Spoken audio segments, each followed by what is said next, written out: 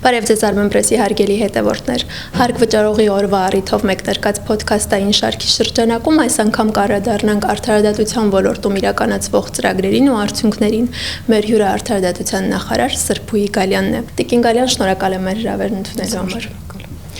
Տիկին նախարար, արդարադատության ոլորտին անդրադառնալիս նախ խոսենք դատաիրավական համակարգում իրականացված եւ նախատեսվող փոփոխություններին, մշտապես խոսվում է դատարանների, դատավորների գերբեռնվածության եւ դատավարությունների անգամ տարիներով ցկցկման խնդրի մասին։ Կխնդրեմ ներկայացնեք այս տարիներով ցկցկման հիմնական պատճառը եւ ինչ աշխատանքներ են տարվում խնդիրների լուծման ուղղությամբ։ Շնորհակալություն։ Պատճառները իրականում տարբեր են, ունեն եւ օբյեկտիվ եւ սուբյեկտիվ հիմքեր։ Օբյեկտիվ հիմքը հիմնականում մեկ եւ միակ, այդպես կբնորոշեի ես, գործերի բազմաքանակությունն է, այսինքն մեծ է գործերի թիվը, որոնք գտնվում են դատարանում քննության փուլում, ընդ որում բոլոր դատավարությունների հետ կապված է այս միտքը ակտուալ եւ քաղաքացիական դատավարության եւ վարչական եւ քրեական, այսինքն օբյեկտիվորեն մեր երկրում քանակական առումով գործերը բավականին շատ են։ Ինչ է արել կառավարությունը այդ խնդիրը հաղթահարելու համար, նախ ավելացվել է դատավորների կազմը, ինչը կարծում եմ մեծ քայլ է եւ պետք է նշեմ մի կարևոր հանգամանք, որ 2010 թվականից հետո 60%-ով, շուրջ 60%-ով դատավորների կազմը թարմացվել է, այսինքն մենք դատական համակարգ բերել ենք նոր դատավորներ։ Եվ սա խնդրի լուծման ինչ որ գրավական է նաև հանդիսացել, եւ իհարկե փոփոխությունները արվել են օրենսդրության համատեքստում եւ մենք տարբեր դատավարությունների շրջանակներում տեսանելի արդյունք ըստ էության այսօր ունենք։ Նախ քաղաքացիական դատավարության շրջանակներում այս պահի դրությամբ, եթե նախորդող տարիների հետ համեմատենք քանակական առումով գործերը, կտեսնենք, որ գործերի ծավալը 80%-ով նվազել է, ինչի հաշվին է նվազել, այն բանի հաշվին, որ մինչև 200,000 դրամ գումարի բռնագանձման պահանջները այս պահի դրությամբ քննվում են կամ քննարկվում են ոչ թե դատարանների, այլ նոտարների կողմից։ Այս պարզ բարեփոխման արդյունքում մեզ հաջողվել է, կրկնում եմ, 80%-ով նվազեցնել քաղաքացիական դատարանների ծանրաբեռնվածությունը։ Դրան զուգահեռ օրենսդրական այլ փոփոխություններ եւս եղել են, մասնավորապես շատացել է այն գործերի քանակը, որոնք կարող են քննվել գրավոր կարգով, եւ սա իհարկե խնայում է եւ ֆիզիկական անձանց եւ դատավորների ռեսուրսը, ինչպես նաեւ մենք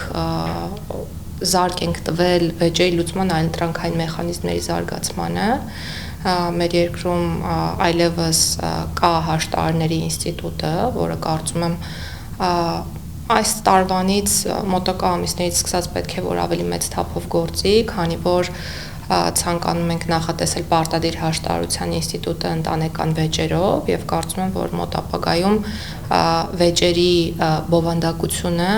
նաեւ կփոխվի այն իմաստով, որ ավելի շատ վեճեր քննարկման ենթակա կլինեն նաև հաշտարարների կողմից։ Բացի նշված փոփոխություններից մի շարք փոփոխություններ եւս արվել են, օրինակ իրավունքների չարաշահման դեպքերի նվազման ուղղված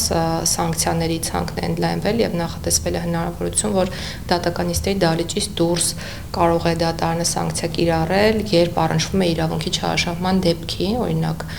նույն հիմքով միջնորդություն է ներկայացում անընդհատ կամ կողմը այլ եղանակով չարաշահում է իրավունքը, ապա այս պայմանությամբ հնարավորություն կա սանկցիա կիրառելու։ Նաև մեկ կարևոր փոփոխություն եւս այս պահին քաղաքացիական դատավարության շրջանակներում է դա գործում, այն դեպքում, երբ փոխվում է դատավորը, կա հնարավորություն գործի քննությունը չսկսել 0-ից եւ շարունակել այն կետից, որ կետում, որ գործի քննությունը կանգ է առել։ Այլ դատավարությունների հետ կապված վարչական դատավարության համատեքստում եթե հիշում եք նախկինում կար մեկ վճռաբեկ դատարան, պալատ ավելի շուտ, որը որոշումներ կայացնում եւ քաղաքացիական եւ վարչական գործերով, այդ պալատները առանձնացվեցին ըստ էության փոքրինչ բեռնաթափելով պալատի աշխատանքը եւ նաեւ այս պահին մեր այսպես ասեմ, նորամուծություններ օրենսդրական, որոնք ակնկալում են, որ շատ շուտով պետք է տեղ գտնեն մեր օրենսդրական համակարգում, կրկին միտված են այդ դատական գործերի բեռնաթափմանը։ Նախատեսում ենք սահմանել գործերի քննության կոնկրետ ժամկետներ, սրան վաղուց էինք գնում, կարելի ասել, բայց դանդաղ քայլերով, որովհետև գիտակցում ենք, որ սահմանների մեջ դնելը դատարաններին որոշակի փուլում դժվարացնելու է աշխատանքը կամ գուցե կոլապսի ենթարկի դատարանների աշխատանքը, բայց այս պայդրությամբ մեր գնահատական այնպիսին է, որ արդեն հասել ենք այն կետին, որ կամաց-կամաց կարող ենք սահմանափակել ժամկետային առումով գործերի քննությունը եւ ունենալ կոնկրետ ժամկետներ։ Իհարկե, բացառիկ դեպքերում դրանք հետաձգելու հնարավորությամբ եւ այս պահին դատական իշխանության մեր գործընկերների հետ իհարկե քննարկում ենք, թե ինչպես կարելի է գնալ այդ ճանապարհով։ Հակիրճ այսքանը օբյեկտիվ պատճառների հետ կապված եւ դրանց հաղթահարման ուղիների հետ կապված։ Սուբյեկտիվ պատճառները բազմաբնույթ են, կապված են արդարադատություն իրականացնող անձերի հետ, կան դատավորներ, որոնք գործերը քննում են X արագությամբ եւ կան դատավորներ, որ գործերը քննում են Y արագությամբ եւ որոշ դեպքերում ունենք նաեւ կարգապահական վարույթներ, երբ այդ գործերի քննությունը այնքան է դանդաղել, որ արդարադատությունը փաստացի չի իրականացվել։ Ես ինքս համարում եմ, որ ուշացած արդարադատությունը հավասարազոր է գրեթե արդարադատության բացակայությանը։ Կարծում եմ, որ կան ակնհայտ դեպքեր ուշացման, որոնք պետք է պատասխանատվության ենթարկվեն։ Սա արդեն խոսում է անձանց բարեխղճության, բարեվարկության, պրոֆեսիոնալիզմի եւ այլնի մասին, եւ նաեւ այս սուբյեկտիվ խնդիրների հաղթահարման ուղղված էլ կառավարությունը քայլեր ձեռնարկել է, մասնավորապես օրինակ բարեվարկության ստուգումը, ընթացիկ բարեվարկության ստուգման մասին է խոսքը, այսինքն ստուգվում է կոռուպցիայի կանխարգելման հանձնաժողովի կողմից ոչ միայն դատավորի թեկնածուի բարեվարկությունը, այլ նաև գործող դատավորի բարեվարկությունը եւ առաջխաղացման հնարավորությունները կապվում են ավելի շատ հենց բարեվարկության դրական եզրակացությանը։ Տիկին Գալյան, նշեցիք, որ ժամանակահատված է սահմանվելու դատաքննության համար, որն է լինելու օպտիմալ ժամանակահատվածը եւ այն առավելագույնը, որի ընթացքում պետք է գործերը քննվեն։ Տարբեր բարդության գործերի համար կարծում եմ այդ ժամանակահատվածը կլինի տարբեր, բայց օպտիմալը օրինակ վերաքննիչ դատարանում, եթե գրավոր կարգով է քննվելու գործը, իսկ զուգահեռ նախատեսում ենք նաեւ վերաքննիչ դատարանում գործերի գրավոր քննության կարգ, ապա այս պահի դրությամբ եղած նախագծում սահմանված է, որ դա լինելու է 6 ամիսը եւ լինելու է նաեւ 1 անգամ երկարացման հնարավորություն։ Այս պահին դեռ քննարկում ենք, թե ինչքան ժամկետով կարող է այդ ժամկետը իմ կողմից նշված 6 ամիսը երկարացվել, բայց ողջամիտ ժամկետի մասն է խոսքը, իհարկե ոչ 1 կամ 2 տարվա մասն է խոսքը, այլ ընդհանրապես ամիսների մասն է խոսքը։ Կառավարության ընդդիմախոսները հաճախ բարձրաձայնում են դատավորների անաչառության հետ կապված խնդիրներ։ Նախ ինչպես կանրադառնաք այս մտահոգությանը եւ ինչ աշխատանքներ են իրականացում դատավորների անկախության մակարդակը ել ավելի բարձրացնելու ուղղությամբ։ Անաչառության ընկալումները իմ պատկերացմամբ հիմնականում սուբյեկտիվ են, իհարկե կան նաև օբյեկտիվ որոշ հիմքեր, որոնք մեզ բոլորիս իրավունք կտան անելու նման դիտարկումներ, ես կասեմ հետևյալը, կառավարությունը պատասխանատու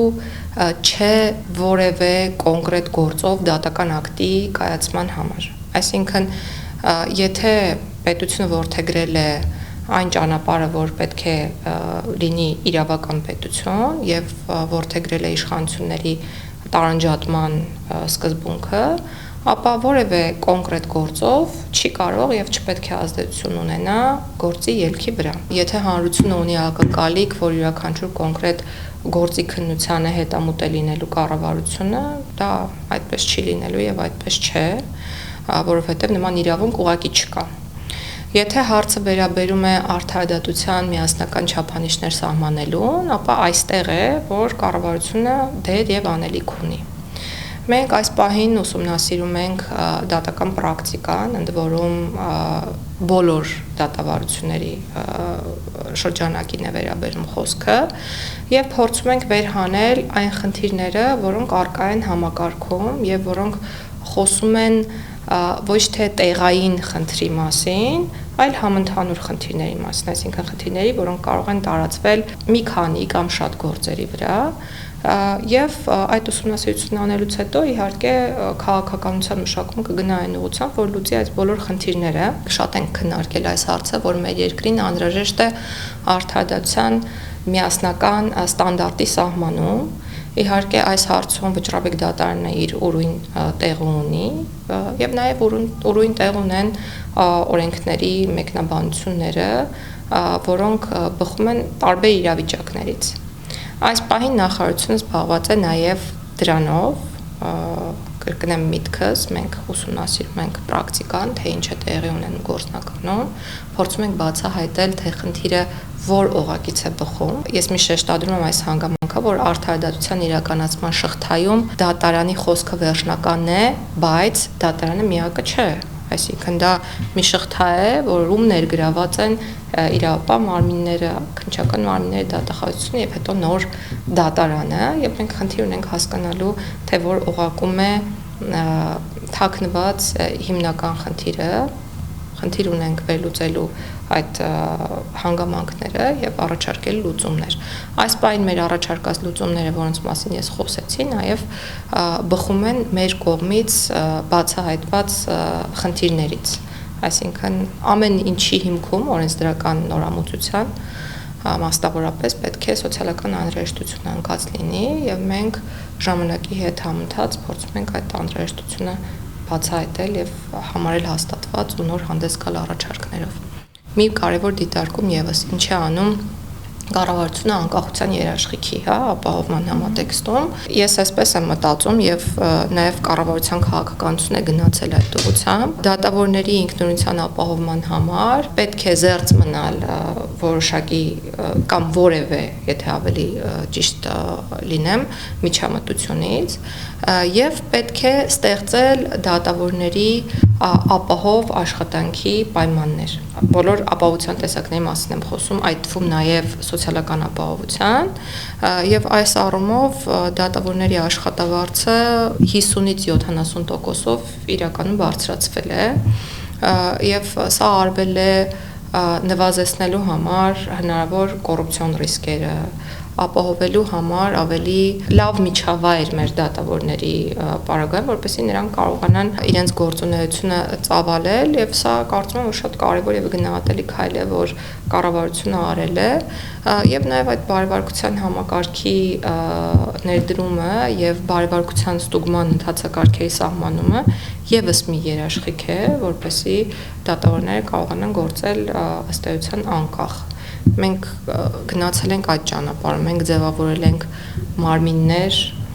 օրինակ կոռուպցիայի կանխարգելման հանձնաժողով, որը իր բնույթով անկախ է եւ սահմանադրական ինքնավար մարմին է, որպեսզի կարողանա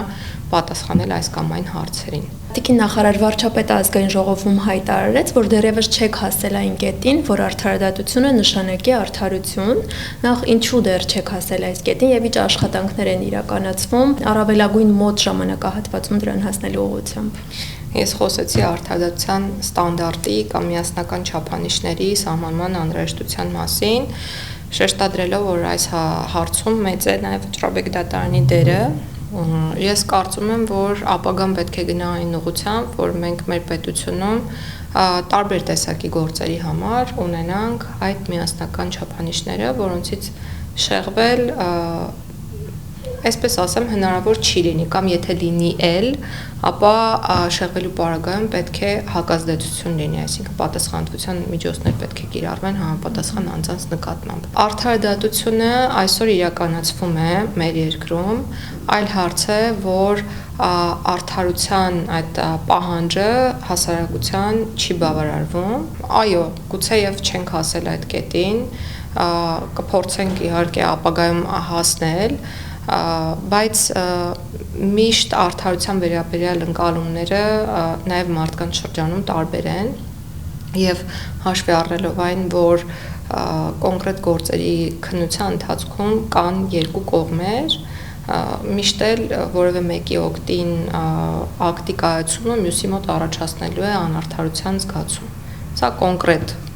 գործերի մասին է խոսքը։ Ինչ վերաբերում է ընդհանուր արդարադատության ու արդարության սահմանմանը եւ դրանց համընկնելուն, պետք է ասեմ, որ մեր ձգտումը պետք է լինի այն, որ արդարադատությունը սպասարկի միայն արդարության շահը, եւ մեր ռեֆորմները ըստ էության հենց այս ուղղությամբ էլ գնում են։ Տիկին նախարար, մարդու իրավունքների պաշտպանը հաճախ է անդրադառնում քրեակատարողական հիմնարկներում արձանագրած խնդիրներին, մասնավորապես նշում է պահվող անձանց իրավունքների պաշտպանության մասին, խոսքը այդ թվում պահման պայմանների մասին է։ Կխնդրեմ ներկայացնեք, թե նախորդ տարի որքան գումար է հատկացվել շենքային պայմանների բարելավման ուղղությամբ, ինչ աշխատանքներ են իրականացվել եւ նախատեսվում։ Խնդիրները, որոնք արձանագրվում են մարդու իրավունքների պաշտպանի կողմից, ես երկու մակարդակի եմ բաժանում՝ հաղթահարելի եւ անհաղթահարելի։ Հաղթահարելին ընթացիկ հիմնական տեխնիկական խնդիրներն են, որոնք մեր ամենօրյա աշխատանքի արդյունքում փորձում ենք շտկել եւ դրանք մեր ամենօրյա, այսպես ասած, ուշադրության կենտրոնում են։ Բայց դրանց կողքին կան նաև անհաղթահարելի խնդիրներ, որոնց մասին կարծում եմ նաև գիտեն շատերը, այդ թվում մարդու իրավունքների պաշտպանը, խոսքը ոչ քրեակատարական հիմնարկների շենքային պայմանների մասին է, օրինակ Նուբարաշեն քրեակատարական հիմնարկի։ Տարիներ շարունակ քննարկվել է այդ հիմնարկը փակելու հարցը եւ ես պետք է ուրախությամբ նշեմ, որ փակելուն ուղղված աշխատանքները իմ պատկերացմամբ 1.5-ից 2 տարում կմոտենան տրամաբանական ավարտին եւ մենք կունենանք մեկ այլ քրեակատարական հիմնարկի տարածք, որը նախկինում գործել է, վերանորոգված եւ հնարավորություն կունենանք Նուբարաշենում անազատության մեջ գտնվող անձանց տեղափոխել այդ քրեակատարական հիմնարկը։ Ինչու են անհաղթահարելի խնդիրները, որովհետեւ շենքային պայմաններն այնպիսին են, որ ռեսուրսի ծախսման տեսանկյունից ուղղակի նպատակահարմար չէ որևէ գործողություն կատարելը, որովհետև հարցը նույնիսկ շենքային պայմանները չեն, հարցը նաև որոշակի հատվածներում այն հողերն են, որոնց վրա գտնվում են այդ շենքերը, բայց այս պահին իհարկե իրավիճակը վերահսկելի է եւ իհարկե շատ վատ պայմանները փորձում ենք շտկել կոսմետիկ վերանորոգումների շնորհիվ եւ նախորդ տարվա ընթացքում տարբեր, գրեթե բոլոր քրեակատարական հիմնարկներում վերանորոգման աշխատանքներ իրականացվել են, որպես նշանավոր փոփոխություն կուզենայի նշել Արմավիրում ջրամատակարարման անցկացումը 24 ժամյա, որը ցավոք սրտի քրեակատարական հիմնարկի կառուցվելուց ի վեր չի եղել հիմնարկում, այսինքն այս պայդրությամբ արդեն ունենք հստակ 24 ժամյա ջրամատակարարում, Աբովյան քրեակատարական հիմնարկում բազմաթիվ աշխատանքներ իրականացվել, վերանորոգվել են տարբեր խցեր, տեսակցության սենյակներ, մոր եւ մանկան առանձին բաժանմունք ենք ստեղծել, որտեղ այս պայդրությամբ ունենք մեկ փոքրահասակ երեխա, որ իր մայրիկի հետ է գտնվում քրեակատարական հիմնարկում, Արթիկ քրեակատարական հիմնարկում, Սևան քրեակատարական հիմնարկում, մյուս բոլոր քրեակատարական հիմնարկներում տարբեր խցեր են վերանորոգվել, կարանտինային հատվածներ են վերանորոգվել, ինչպես նաև տեսակցության սենյակներ են վերանորոգվել եւ կարճաժամկետ եւ երկարաժամկետ տեսակցության մասին է խոսքը, այսինքն կոսմետիկ փոփոխություններ արվում են եւ իրականում դրանք բավականին ծախսատար են, այս պայդրությամբ չեմ կարող հստակ թիվ նշել, թե որքան է ծախսվել այդ վերանորոգումների վրա, բայց ես կարող եմ ասել, որ բյուջեի ծավալում 60%-ից ավելը նախատեսված է քրեակատարական ծառայություններ ծրագրի համար։ Իսկ Նուբարաշեն քրեակատարողական հիմնարկի փակումից հետո դատապարտյալները որտեղ կտեղափոխվեն, կարող փակագծեր բացել։ Մենք ունենք մեկ ծրագիր, որին հավանություն պետք է տա նաև Քաղշին կոմիտեն, եւ պետք է սա իհարկե դեռ քննարկվի, բայց այս պահին քննարկում ենք Էրեբունի նախկին Էրեբունի քրեակատարական հիմնարկի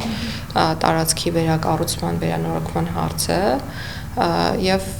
կարծում եմ, որ այս տարբերակի ընդունել լինելու պարագայում մենք հնարավորինս արագ աշխատանքներ կկարողանանք կազմակերպել եւ ի վերջո կկարողանանք փակել Նուբարաշյան քրեակատարական հիմնարկը եւ ուզում եմ նշել, որ փակման ենթակա է նաեւ դատապարտյալների հիվանդանոցը դա եւս երկար տարիներ քննարկվել է։ Մեր առողջապահության նախարարության գործընկերների հետ քննարկումներ ենք ունեցել եւ իրենք այս պահին վերազինում են Արմավիր քրեակատարական հիմնարկի ստացիոնար հատվածը եւ տեխնիկապես հագեցնելուց հետո մենք դատապարտյալների հիվանդանոցում անազատության մեջ գտնվող անձանց կտեղափոխենք այլևս Արմավիր քրեակատարական հիմնարկ եւ այդպիսով նաեւ կլուծենք դատապարտյալների հիվանդանոցի փակման հարցը։ Տիկին Գալյան, դուք տարեսկզբին նաև խոսել եք ստանդարտացված դատական շենքեր ունենալու նպատակադրման մասին, կխնդրեմ ներկայացնեք, թե ինչ փուլում են աշխատանքները, մեկնարկել են արդյոք եւ երբ ավարտին կհասցնեք։ Այո, այդ ծրագիրը ակտուալ է եւ ծրագիրն իրականացվում է համաշխարհային բանկի հետ համատեղ, ունի ներդրումային բնույթ եւ արժանացել է ներդրումային կոմիտեի հավանությանը։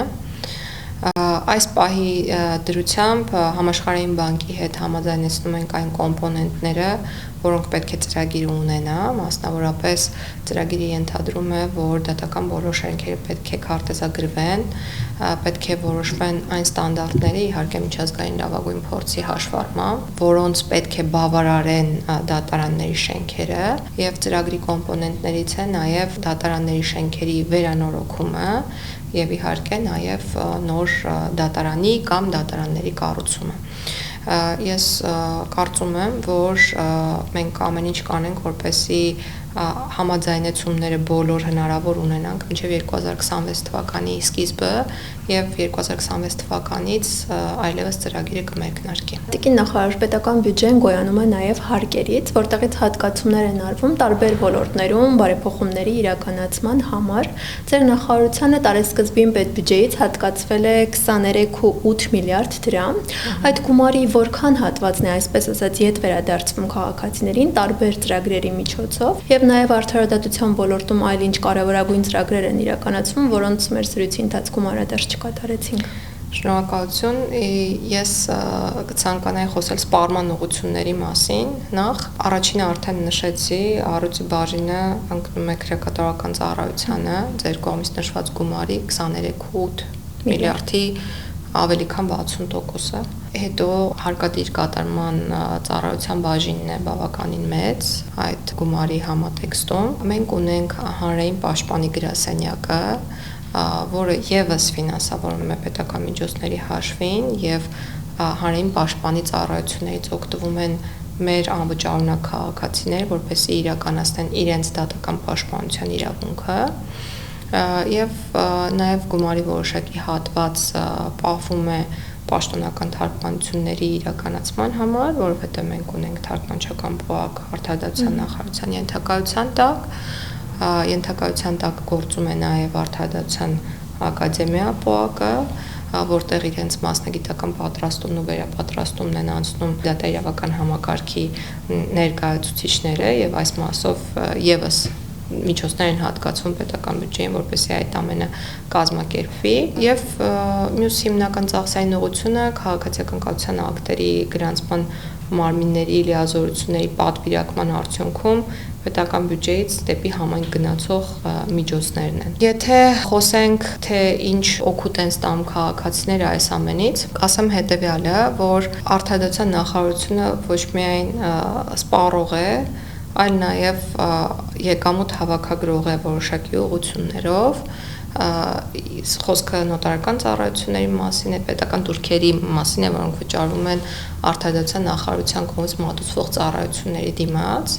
ոչ միայն նոտարական ծառայությունների դեպքում է պետական դուրք գանձվում, այլ նաև ռեգիստրի, իրավաբանական անձանց գրանցման պետական ռեգիստրի ծառայությունների համար, քաղաքացիական կառուցության ակտերի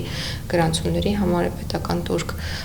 վճարվում եւ այս բոլոր հավաքագրված գումարները, ինչպես նաև հարկադիր կատարումն ապահովող ծառայության կողմից հավաքագրված եկամուտները գնում են պետական բյուջե։ Մենք պետական բյուջեից վերցնում ենք մեր լիազորությունների իրականացման համար գումար եւ մեր ծառայությունների մատուցմամբ եւ կամ լիազորությունների իրականացմամբ նաեւ հետ ենք վերադարձնում որոշակի միջոցներ պետական բյուջե։ Նաեւ պետք է նշեմ, որ ազատությունից զրկելու հետ չկապված պատժատեսակներն են իրականացվում նախարարության ենթակա մարմնի կողմից պրոբացիայի ծառայության մասին է խոսքը եւ գանձված բոլոր միջոցները կրկին գնում են պետական բյուջե։ Թե ինչ սոցիալական կրեդիտներ են ստանում քաղաքացիները, այդ մասին բազմիցս խոսվել է, այն բոլոր միջոցները, որոնք գնում են պետական բյուջե, այլևս ազատ են տնօրինման տեսանկյունից։ Ես չեմ կարող իդենտիֆիկացնել եւ ասել, թե այդ միջոցներից որքանն է կազմում հենց նախարարության հավաքագրած միջոցը եւ ուր է գնում այդ կոնկրետ միջոցը, բայց կարող եմ հիմնական ուղղությունները ասել։ Օրինակ, դրանց մի մասը կարող է ուղղվել որպես նպաստ մեր քաղաքացիներին, մյուս մասը կարող է որպես համընդհանուր հայտարարագրման ինստիտուտի համատեքստում սոցիալական կրեդիտ ուղղվել մեր քաղաքացիներին, մի մասը գնալ դպրոցների եւ մանկապարտեզների կառուցմանը եւ այլն։ Այսինքն մեր տրամաբանությունը առհասարակ բյուջեի ձևավորման եւ ծախսագրման մեկը եւ միասնականն է։ Բոլոր մուտքերը գնում են պետական բյուջե եւ այնտեղից բաշխումները տեղի են ունենում արդեն ըստ կարիքների եւ ուղղությունների։ Շնորհակալ եմ զրույցի համար։ Ես եմ շնորհակալ։